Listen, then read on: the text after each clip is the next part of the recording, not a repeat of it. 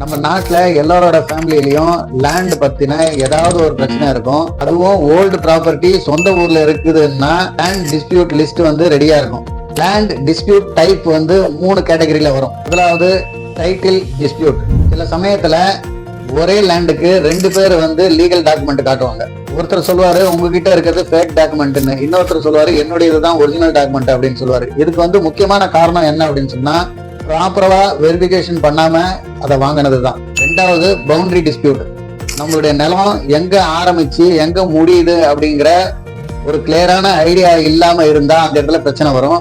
நீங்க பென்சிங் போட்டிருக்கிறது என்னுடைய பாத்தியத்துல வரும் அப்படின்னு சொல்லி ஆப்போசிட் பார்ட்டி சொல்லுவாரு. இதுக்கு முக்கியமான காரணம் ப்ராப்பரான சர்வே மேப் இல்லாம அந்த பென்சிங் போட்டதுதான் காரணம். 3வது legal heir dispute. Legal heir certificates இல்லாம இருந்தா சிப்லிங்ஸும் கசின்ஸும் உங்களிடத்துல உரிமை கேட்டு சண்டை போடுவாங்க. இது மாதிரி டிஸ்பியூட் அவாய்ட் பண்ணணும்னா முதல்ல நம்மளுடைய டாக்குமெண்ட் கிளியரா இருக்கணும். ப்ராப்பர்ட்டி வாங்குறதுக்கு முன்னாடி கிளியரா ஒரு தடவை லீகல் செக் பண்ணிக்கணும். சர்வே மேப்பை வச்சு ப்ராப்பர் பவுண்டரியை கன்ஃபார்ம் பண்ணிக்கணும்.